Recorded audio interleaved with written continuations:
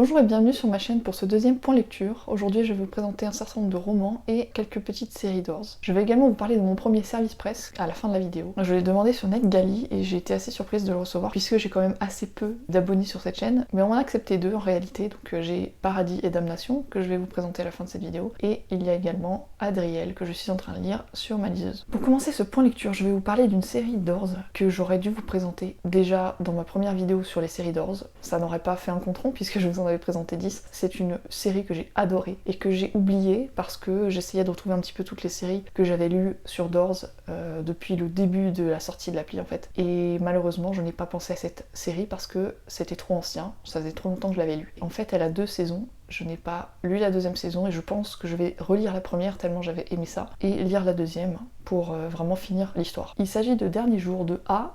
Preto. Je pense que je peux vous lire le résumé parce qu'il est tellement court que ça va vraiment pas vous spoiler. Sur le point de mettre fin à ses jours, Juliette est interrompue et embarquée dans une nouvelle aventure. 3 petits points. La dernière. Donc c'est une série qui est à la fois comique et bien sûr qui traite de la dépression, donc qui n'est pas si drôle que ça. Et donc c'est un mélange réussi je trouve. C'est une jeune femme donc qui cherche à mettre fin à ses jours, qui se rend dans un parc. Elle a tout prévu, pour elle c'est ce jour-là, elle va se jeter d'un pont je crois, et elle est arrivée plus tôt dans la journée pour qu'on puisse pas la retenir. Elle s'assoit sur ce banc, et tout d'un coup un téléphone sonne, il est sous le banc, elle hésite, et finalement elle va prendre le téléphone, elle va décrocher. Et à partir de là elle va se faire embarquer dans une série d'aventures, un peu à contre-cœur, et tout est raconté vraiment d'une manière... La personne qui appelle sur ce téléphone a besoin de toute urgence que le possesseur du téléphone le retrouve. Sauf que il n'est pas là, elle ne sait pas bien sûr où il est, et je crois qu'il va avoir besoin qu'elle le retrouve pour lui laisser le téléphone en fait. Et elle va faire un petit peu sa BA du jour avant la fin, et elle va lui amener ce téléphone. Et le problème c'est que ça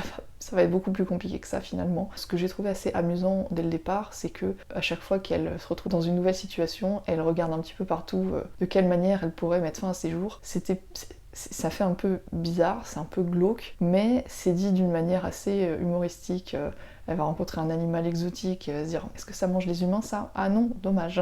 C'est toujours ce genre de ces petites piques où finalement on se rend compte qu'elle n'a que ça à l'esprit en fait. C'était aujourd'hui, il fallait qu'elle le fasse, qu'elle en finisse, et finalement elle n'a pas réussi. Et il y a quand même des liens qui vont se tisser entre elle et ces personnages qui ne comprennent pas trop qui elle est et ne réalisent pas en fait ce qu'ils ont interrompu. J'ai vraiment beaucoup aimé cette histoire, je ne suis pas concernée par la dépression, je ne connais pas beaucoup de monde personnellement qui est concerné par la dépression, mais j'ai été quand même pas mal touchée par cette histoire. Et puis bien sûr vient un moment où en fait on commence à comprendre ce qu'elle a traversé, on commence à comprendre pourquoi elle veut en finir, et on découvre un petit peu son vécu et ses raisons. Et je sais pas comment l'expliquer autrement en fait, j'ai été vraiment prise par toute cette histoire et j'avais qu'une envie, c'est de lire la suite en fait, et malheureusement elle n'était pas sortie à l'époque. Maintenant qu'elle est sortie, j'ai tellement mis de temps à me lancer pour lire la suite qu'il faut absolument que je lise la première saison à nouveau pour pouvoir me remettre dedans, mais je vous la recommande fortement. Je pense que c'est une de mes séries préférées sur d'Ors. Je dirais même que c'est probablement première ou deuxième avec Plan B dont je vous avais parlé l'autre fois. D'ailleurs, je me suis rendu compte que Naked John, dont je vous ai parlé la dernière fois, n'était plus sur l'application. Maintenant que le moteur de recherche est réparé, on peut chercher à nouveau les séries sur l'application, et malheureusement Naked John n'est plus dessus, donc je pense que l'autrice a dû récupérer ses droits et peut-être l'éditer ailleurs, je ne sais pas, mais en tout cas ce n'est plus sur l'application. Je suis désolée si je parle pas aussi fort qu'avant, voilà, j'ai mon bébé qui dort juste à côté. D'habitude je profite que le papa s'en occupe pour pouvoir faire mes petites vidéos tranquillement. Là malheureusement elle dort juste à côté, dans la pièce d'à côté, donc j'espère que je vais pas la réveiller, et c'est pour ça que je parle un petit peu plus bas. Ensuite, deuxième texte, La Passe Miroir de Christelle Dabos chez Gallimard. Ce roman fait partie des rares romans récemment que j'ai lus et dont l'écriture est d'une extrême qualité. Je suis toujours un peu surprise parce que c'est vrai qu'en ce moment je tombe énormément sur des romans avec une écriture avec quelques défauts, avec des virgules en moins, avec des cookies qui traînent, ce genre de choses. Et là, ça fait partie des romans vraiment qui m'ont beaucoup plu en termes d'écriture en tout cas. La Passe Miroir, c'est donc l'histoire d'une jeune fille dans un monde de fantaisie. Elle vit sur une arche, il y a plein d'arches, je crois qu'il y a des arches majeures et des arches mineures, et il y en a beaucoup des mineures, mais en gros elle vit sur une arche. Chaque arche est représentée par un esprit de famille, et je pense que le jeu de mots était voulu à la base, et l'esprit de famille c'est une espèce de dieu ou d'esprit quoi, et en l'occurrence celui de l'arche d'Anima, qui est l'arche d'Ophélie, l'héroïne, c'est Artémis, c'est justement une déesse. Sur chaque arche, il y a une famille qui descend en fait de cet esprit de famille. Et en l'occurrence, sur l'arche d'Anima, il y a une famille, une très très grande famille, donc finalement ils sont tous cousins cousines, voilà. Et cette famille possède des pouvoirs très particuliers liés généralement donc à la déesse. Ophélie par exemple, elle peut lire les objets, c'est-à-dire qu'elle voit le passé des objets, et surtout elle voit ce que ressentait la personne qui a manipulé l'objet par le passé, et donc elle peut même lire les personnes en fait à travers les objets. D'ailleurs, si elle lit un objet, elle va poser elle-même son empreinte sur l'objet, et si quelqu'un d'autre lit l'objet derrière, il va devoir passer aussi par les émotions d'Ophélie au moment où elle a touché cet objet. Et donc elle porte des gants systématiquement pour éviter de modifier l'histoire d'un objet, et comme elle travaille dans un musée justement, elle va demander aux visiteurs d'éviter de faire ça également. Sa famille lui cherche un fiancé au sein de son arche, et puis finalement, un homme d'une autre arche va faire la demande qu'on lui trouve une femme à marier au sein de l'arche d'Anima. Et Ophélie va être choisie par les doyennes, qui sont donc les mères de la famille en fait. Et si Ophélie n'accepte pas ce mariage, puisqu'elle a tendance à vouloir rester dans son coin et à vouloir s'occuper de son musée, elle risque d'être bannie de son arche, puisque finalement le mariage a une dimension beaucoup plus importante que des mariages entre personnes d'une même famille. Elle doit donc accepter, et elle va donc devoir se déplacer vers l'arche de Pôle, une arche glaciale, avec un hiver constant, il fait très froid, il faut être sacrément robuste pour vivre là-bas. Et son fiancé va venir la rencontrer et l'emmener là-bas. Sauf que son fiancé est extrêmement froid, lui aussi. Il est extrêmement distant, il n'a pas l'air d'apprécier non plus ce mariage, et en plus de ça, il est un peu déçu d'Ophélie. Parce qu'Ophélie n'a pas l'air très robuste justement, elle est trop fragile, elle a l'air fragile en tout cas. Et il se dit qu'elle ne tiendra pas 2 minutes là-bas. Évidemment, elle va lui prouver le contraire. Ce que j'ai énormément aimé dans cette histoire, et je pense que tout le monde le dit de toute façon, c'est un roman d'ambiance, comme on dit, c'est justement cet univers qui est créé, et tout de suite on imagine plein de choses, on visualise tout. Ophélie, c'est un personnage très fort, qui est très bien décrit. On sent tout de suite qu'elle est très introvertie, qu'elle veut qu'on la laisse dans son coin, qu'elle a ses propres passions et qu'elle ne veut pas du tout être mariée contre son gré, elle n'est pas amoureuse. Et en plus de ça, elle est particulièrement maladroite parce qu'elle a eu un accident quand elle était plus jeune en traversant un miroir. Il se trouve qu'elle a également ce pouvoir de traverser les miroirs, et donc elle passe d'un miroir à un autre à travers la ville par exemple. Si jamais ils sont suffisamment proches, elle peut traverser et se rendre ailleurs, en gros se téléporter, mais en traversant les miroirs. Et ce que j'adore, c'est vraiment la profondeur des personnages, surtout d'Ophélie, qu'on voit vraiment comme quelqu'un de particulièrement fort. Elle est déterminée, elle sait ce qu'elle est, elle sait ce qu'elle vaut, on va dire, et elle endure tout sans se plaindre, sans jamais se plaindre en fait. Et c'est justement ça le petit souci de ce roman, c'est qu'elle endure énormément de choses en fait. Du début jusqu'à la fin de ce roman, c'est elle qui souffre, qui se retrouve dans les intrigues de cour, un peu contre son gré, qui doit obéir à la famille de son fiancé, à son fiancé lui-même, et qui en plus est prise de haut parce qu'on pense que finalement elle n'a pas les épaules pour supporter le rôle qu'elle va décrocher en étant la nouvelle femme de cet homme. Comme je le disais dans une autre vidéo, je n'aime pas trop quand le destin s'acharne sur un personnage et qu'il ne fait que souffrir, souffrir, souffrir, et qu'on le voit effectivement se relever systématiquement, survivre, et puis que ça recommence.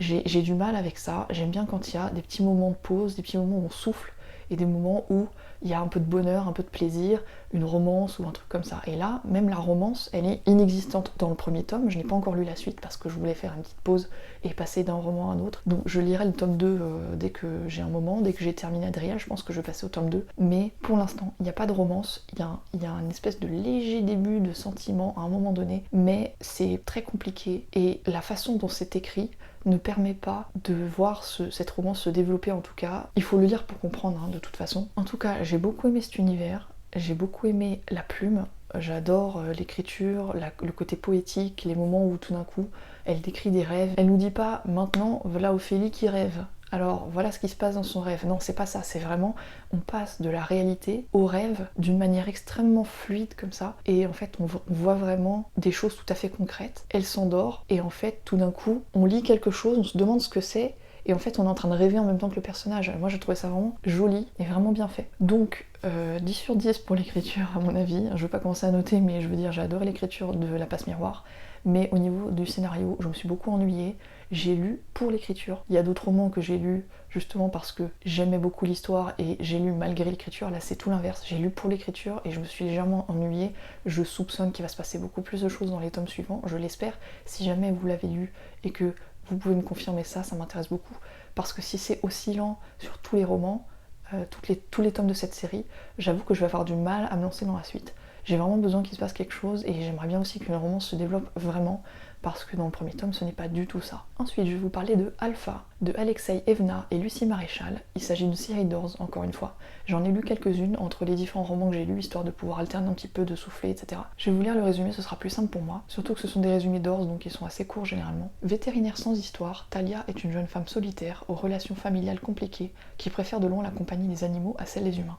Avec son meilleur et unique ami et assistant Nate, elle dévoue son existence au bien-être de ses petits pensionnaires. Mais une nuit de pleine lune, un mystérieux animal en détresse requiert ses services. Une chose est sûre, Talia ne sait pas à quel point sa vie et ses certitudes risquent d'être bousculées. Là, il n'y a pas vraiment de surprise, je pense que vous en doutez déjà, donc je vais pas le cacher en fait. C'est une histoire de loup-garou, donc un mystérieux animal en détresse va arriver sur le palier. C'est effectivement un homme, elle va le soigner parce qu'elle ne sait pas du tout d'où vient cet animal, elle pense qu'il a été victime de cruauté humaine, et elle va essayer de le soigner. Il y a tout cet aspect un peu comique et attendu, j'ai envie de dire, mais c'est pas tellement gênant, de ce loup qui est énorme et qui se transforme en humain. Je sais pas si je pourrais dire que j'ai apprécié cette histoire, je pense que plus je lis de romance et plus je me rends compte que c'est pas mon genre de prédilection. J'aime quand il y a de la romance, mais j'aime quand elle est vraiment secondaire et qu'elle est emmêlée en fait avec l'histoire principale. J'aime beaucoup quand on ponctue vraiment l'intrigue avec des petits morceaux de romance qui ont un lien éventuellement ou pas forcément, mais la romance doit évoluer en parallèle et la romance doit évoluer en lien direct avec la manière dont les personnages se sont rapprochés. Là, ça va très très vite. Donc si jamais vous aimez ça, si jamais vous aimez les romances épicées, où vous voyez un peu tout ce qui se passe au niveau des rapports physiques, et si vous aimez que la romance aille très vite et qu'ensuite vous voyez comment le couple évolue, ou en tout cas les personnages qui se sont déjà rapprochés une première fois évoluent, vous pourriez aimer cette série. L'intrigue principale met du temps à se dévoiler, j'ai envie de dire qu'elle se dévoile vraiment à la fin, et que la deuxième saison sera probablement celle qui apportera le plus de réponses. Pour l'instant, on a une espèce de quête forcée sur les personnages par un méchant, et ils vont devoir rechercher un objet contre leur gré parce qu'une personne a été prise en otage. Donc on ne sait pas exactement quel est l'objectif de tout ça, mais on va découvrir quelques petites informations à la fin, on va se douter de certaines choses qui ne sont pas dites, et la deuxième saison, à mon avis, va être beaucoup plus riche en action. Si vous n'avez pas peur que la romance démarre au quart de tour comme ça, avec une espèce d'histoire d'âme sœur, on va dire, vous serez peut-être intéressé par cette série. Ensuite, j'ai lu La Marque de l'Ours, saison 1 et 2, donc là encore c'est une série d'ores. Il s'agit d'une série de Tiphaine Levillain, et cette série m'a beaucoup plu, elle était extrêmement bien écrite. J'ai vraiment beaucoup aimé lire cette histoire, je vais vous lire le résumé. Havel est un fouilleur qui travaille pour le compte de l'Empire de Tiwil. D'un système à l'autre, il inspecte les vaisseaux abandonnés dans l'espace et autres carcasses de navettes à la dérive. Mais une étrange découverte à bord d'une épave le plonge dans l'inconnu. Comme c'est dit, Havel travaille comme fouilleur. Apparemment, c'est un métier qui est assez déprécié. On lui reproche beaucoup d'avoir pris le métier facile. En plus de ça, il est le neveu d'un général ou d'une personne très influente. Et donc, il aurait pu tout à fait choisir une autre voie, mais il voulait être fouilleur. C'est quand même assez difficile à faire parfois, puisque il faut avoir une réserve d'oxygène suffisante pour pouvoir traverser tout le vaisseau. Ils traversent des décombres, donc c'est très dangereux. Ils peuvent se couper, ouvrir leur combinaison. Bref, il y a plein d'accidents possibles en étant fouilleur. J'ai beaucoup aimé que ce soit décrit de cette manière. On a vraiment plein de détails sur le métier de Havel. On a les détails sur les deux factions, les deux empires qui se font face. Donc on a Tiwil et l'autre, je sais plus parce que c'est pas marqué dans le résumé.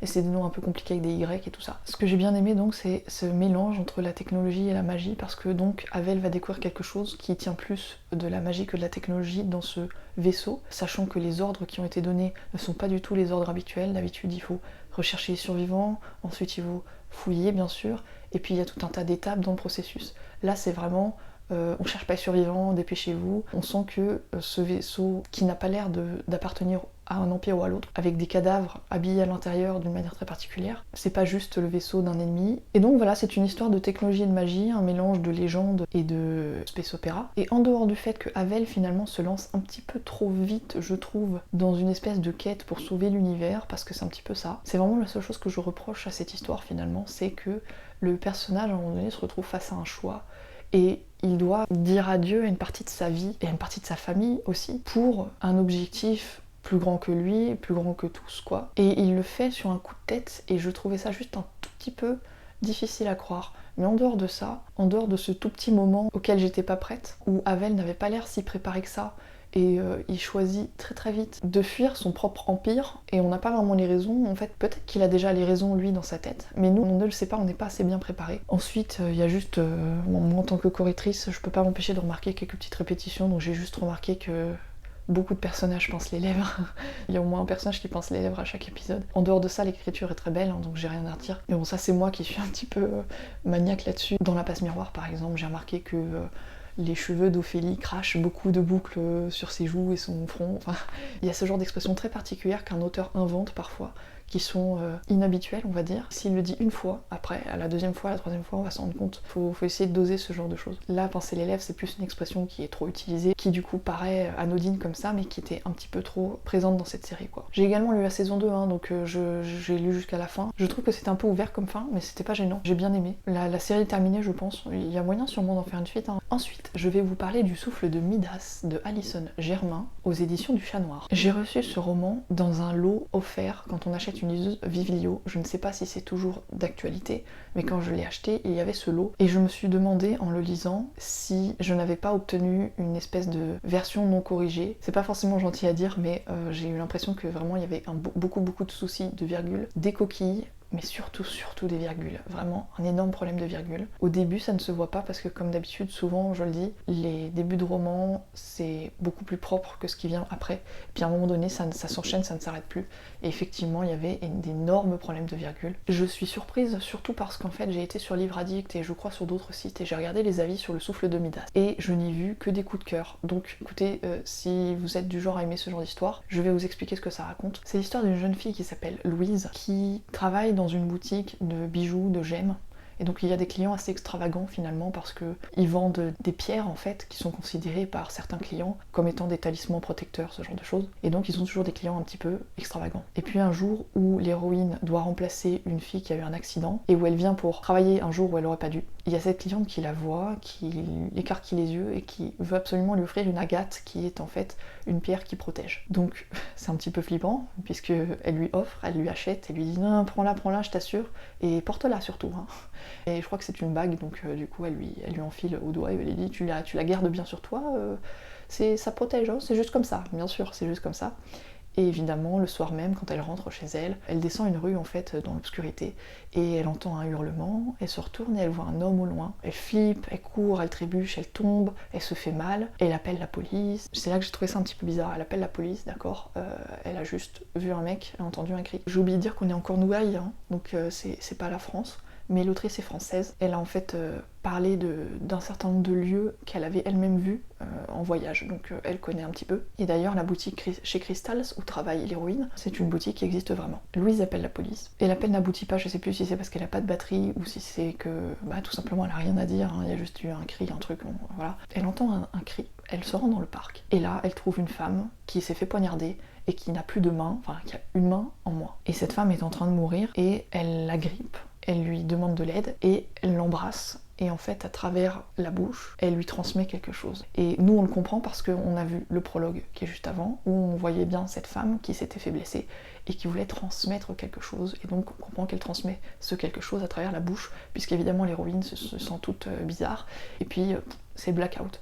Et il s'avère qu'elle est retrouvée dans cette rue dans laquelle elle était, donc même pas dans le parc. On n'a pas entendu parler de cette femme blessée, il n'y a pas de sang dans le parc, tout le monde pense qu'elle raconte n'importe quoi, qu'elle délire. Et elle a été retrouvée donc dans cette rue et ils disent non, t'as dû tomber dans les pommes après tomber dans la rue et après avoir appelé la police, et t'as dû inventer tout le reste. Évidemment que non, hein. Personne ne va la croire sauf son ami Nimue qui va écouter son histoire, qui va l'aider à raconter l'histoire sur le net, et un certain détective qui s'appelle Angus va venir la rencontrer et lui dire qu'il a lu tout ce qu'elle racontait sur le net et qu'il la croyait et qu'il voulait l'aider à retrouver cette femme, Lia, qui était blessée. Sachant que là où le corps de Lia était, il y a de la poudre dorée. À partir de là, évidemment, l'héroïne va se découvrir un don qui va se développer, qu'elle n'a pas le moyen de contrôler puisqu'elle n'y connaît rien, et elle va donc transformer des choses en or et elle va flipper. Et Angus va la retrouver et va lui expliquer qu'il faut qu'elle apprenne à contrôler son don, et elle n'en veut pas de son don, elle veut le refiler. Comme son don attire les convoitises et qu'il y a des gens qui lui veulent du mal, ils vont se mettre à voyager pour l'emmener en sécurité. Le reste du roman, c'est ça en fait, c'est un voyage à travers l'Europe.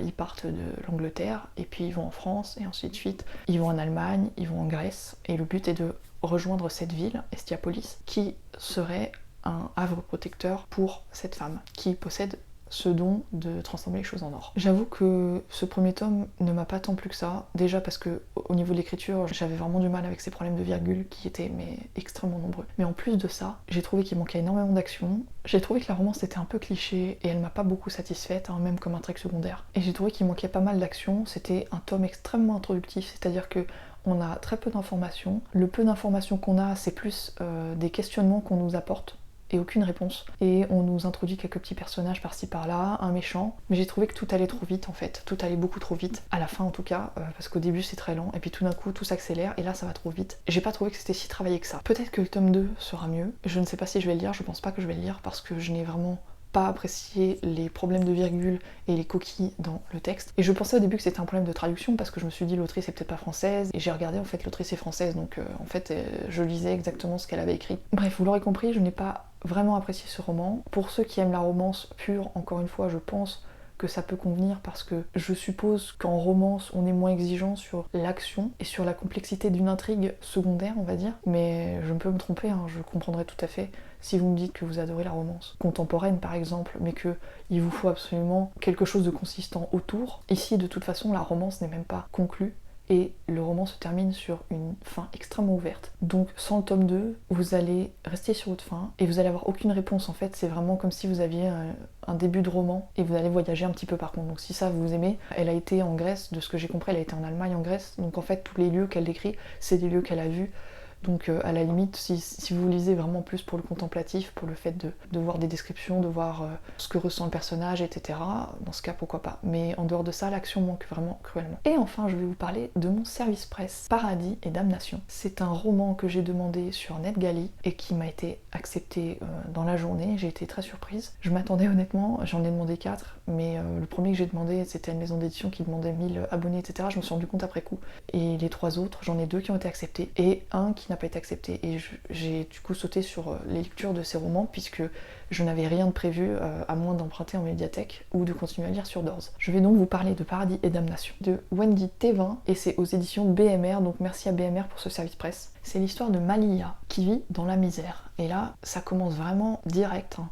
C'est-à-dire qu'elle rentre à son appartement avec le peu de courses qu'elle a pu faire. Et ça pue la pisse sur les marches, il y a les voisins qui s'engueulent, le décor est peint quoi. Elle retrouve son petit ami qui est en fait un garçon qu'elle connaît déjà depuis longtemps et avec lequel elle a traversé un certain nombre de galères puisqu'elle était dans des foyers et il a connu ça avec elle. Et malheureusement lui n'est pas réussi à sortir la tête de l'eau on va dire. Il continue un petit peu à fréquenter des personnes qu'il ne devrait pas fréquenter, à dépenser de l'argent dans ce qu'il faudrait pas, à organiser des braquages et à vivre sur le salaire de sa copine qui travaille dans un bistrot. Et Malia se dispute énormément avec son petit copain, même si elle l'aime et qu'il représente vraiment tout le positif qu'elle a su tirer de ses années dans les foyers et donc elle ne peut pas le lâcher comme ça en fait. Et donc elle est un petit peu emprisonnée avec lui parce que il n'est pas correct et elle continue avec lui et il se dispute de plus en plus, elle sent que ça va mal, etc. etc. Et il s'avère que Malia donc est orpheline hein, à l'âge de 5 ans. Il y a eu un accident de voiture, elle a perdu ses parents. Donc on a une pause de contexte qui est assez sympa, ni trop longue ni trop courte. J'ai pas trouvé qu'on partait direct dans l'action sans nous donner suffisamment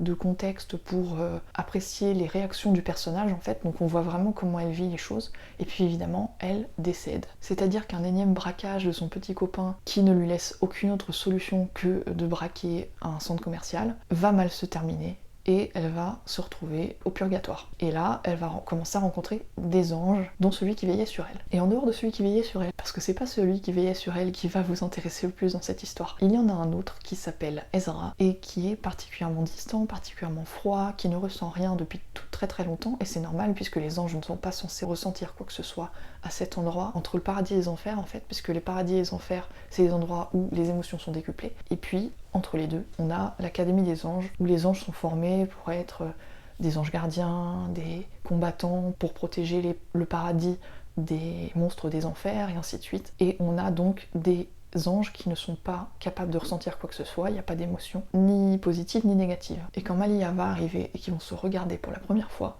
ils vont ressentir un petit quelque chose. C'est un petit peu une histoire d'âme sœur, hein, évidemment. Même si c'est pas dit comme ça, on parle pas d'âme sœur, mais à chaque fois qu'ils se regardent, à chaque fois qu'ils se frôlent, il y a des petites sensations, des petits picotements, donc on comprend très bien évidemment qu'ils ne sont pas personne l'un pour l'autre, il y a quelque chose qui se passe. Et Malia donc va devoir plaider sa cause pour aller au paradis. Sauf qu'on va pas lui accepter ça, on va pas non plus la laisser aller dans les enfers, on va la laisser rejoindre l'Académie des Anges pour lui laisser une chance. Et donc on a un point de vue qui alterne entre Ezra et Malia. Et au niveau de l'écriture, je vais être honnête, j'ai beaucoup aimé la partie sur la misère de Malia. Je ne suis pas particulièrement sadique, mais j'ai particulièrement apprécié les descriptions, le réalisme, l'immersion dans la misère de Malia, on s'y croyait vraiment. Après, comme ça passe dans le surnaturel, il y a un petit côté où tout d'un coup on n'a plus assez de descriptions, c'est plus aussi vivant je trouve, parce que c'est trop abstrait je suppose pour l'autrice. Je me suis posé la question, est-ce que l'autrice a beaucoup écrit du surnaturel ou est-ce que c'est un de ses premiers ? Et effectivement j'avais raison, elle écrit surtout la romance contemporaine. Dans les remerciements que j'ai lus, elle parle de romance contemporaine, elle dit qu'elle écrit surtout ça et que là elle s'est essayée au surnaturel. Et ça se sent un petit peu malheureusement parce que soit c'était l'univers surnaturel qui n'était pas assez décrit, soit c'était peut-être la relation entre Malia et Ezra qui était trop appuyée et trop dans les émotions, trop dans les sensations, dans les échanges de regards, et on avait moins finalement de décor. Sinon l'évolution de leur relation, je sais pas comment l'expliquer, il y a énormément de confrontations, il y a énormément de rapprochements entre les personnages, c'est un enemies to lovers, donc au début ils s'apprécient pas, surtout que lui il est très froid, très distant, et elle a un sale caractère, donc quand il l'embête, elle l'insulte, et ça dégénère comme ça en fait. Et donc il y a énormément de différentes strates de rapprochement entre les personnages, et il y a un certain nombre de fois où j'ai vraiment été dedans, et où j'ai beaucoup aimé comment c'était décrit, j'ai vraiment ressenti comme Malia ce rapprochement, ces sensations, et j'étais toute contente de voir comment ils interagissaient. Et puis il y a d'autres fois où pour moi c'était un peu trop, mais je pense que c'est vraiment parce que moi je ne suis pas romance principale, j'ai vraiment besoin qu'il se passe d'autres choses, et là c'était très orienté romance. Mais encore une fois, pour ceux qui aiment la romance, je pense que vous aurez votre dose là-dedans, parce qu'il y a énormément d'accent sur le développement de ces personnages, ce qu'ils ont vécu, sur ce qu'ils ressentent l'un envers l'autre, sur les raisons pour lesquelles ils veulent pas laisser cours à la tentation, tout simplement déjà parce que les anges n'ont pas le droit ni d'aimer ni d'avoir de relations physiques, mais bien sûr il y a d'autres raisons pour lesquelles ils doivent se retenir l'un l'autre, et donc on est intéressé par le développement des pouvoirs de Malia et des talents de Malia, puisque chaque ange a un pouvoir, mais c'est vrai que c'est vraiment très secondaire et que le principal, c'est leur relation, comprendre pourquoi ils sont liés comme ça et découvrir comment est-ce qu'ils vont développer leur amour. Voilà pour Paradis et Damnation. J'ai trouvé qu'il manquait quelques petites virgules aussi dans ce roman-là, mais comparé au Souffle de Midas, ça n'avait rien à voir. Donc dès le début, je me suis dit, ouf, celui-là, ça va. C'est un roman où il y a des virgules et ça se lit correctement sans essoufflement ni rien. Et puis à un moment donné, ça a commencé à arriver, il y a commencé à avoir quelques petits problèmes de virgule par-ci par-là, il y a des phrases un petit peu bizarroïdes, mais ça passe quoi. Donc voilà, encore une fois, pour ceux qui aiment ça, la romance, et qui n'ont pas de soucis particuliers avec les virgules comme moi je pense que je suis un petit peu maniaque aussi, n'hésitez pas. Paradis et Damnation, c'est sorti le 16 novembre. C'est tout pour cette vidéo. Si jamais vous avez des avis sur les romans que j'ai cités ou sur les séries d'or, n'hésitez pas à les écrire dans les commentaires, je serais très contente de savoir ce que vous en avez pensé. Surtout pour ceux que j'ai pas aimé, parce que j'aime bien qu'il y ait un petit peu des avis positifs pour contrebalancer ça. Comme je vous l'ai dit, le Souffle de Midas, ça a eu énormément de coups de cœur, et même gros coups de cœur comme ils disent sur les verdicts. Donc si jamais vous êtes quand même curieux de l'histoire, vous pouvez vous lancer. Il faut pas me croire sur parole pour tout ce que je dis. Les problèmes de virgule, c'est des choses qui ne dérangent pas tout le monde, mais moi en l'occurrence ça me dérange, donc je préfère le mentionner, puisque j'ai aussi mon point de vue de correctrice que je veux mettre en avant sur cette chaîne. Si jamais vous préférez que je présente les séries d'Ors à la fin, comme je le disais sur une autre vidéo, dites-moi. Moi j'aime bien alterner un petit peu pour présenter un peu de tout, et d'ailleurs surtout j'aime bien donner l'ordre dans lequel j'ai lu les choses. Là par exemple, c'était exactement l'ordre dans lequel j'ai lu depuis la dernière fois que je vous ai fait un point lecture. Donc si jamais vous préférez que je fasse deux sections séparées pour que vous puissiez zapper par exemple les séries d'Ors si vous ne lisez pas sur d'Ors, ou même au contraire si vous êtes intéressé que par les séries d'Ors, que vous puissiez zapper les romans, n'hésitez pas à me le dire. Je serai très contente de recevoir des commentaires de votre part. N'hésitez pas à liker, à commenter et à vous abonner. Et on se retrouve une prochaine fois dans une nouvelle vidéo.